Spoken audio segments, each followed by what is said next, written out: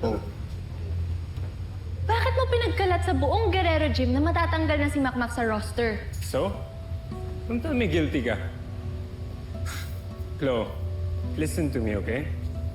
Tama lang na sinabi mo sa akin na sumali si Makmak sa underground fight. Kaya nga sila na-raid, di ba? Hey, we both did the right thing, okay? Nagkuntsabahan sila magkapatid? Uy, Jolly! Jolly! Hoy, Chloe! Kala ko kaibigan mo si Makmak. Pareho lang pala kayo ng kapatid mo. Mga pahamak. Wait lang, ano pinagsasabi mo? Ay, dinig na dinig ko. Sumbongera ka. Sinadya niyo yung raid para madamay si Makmak.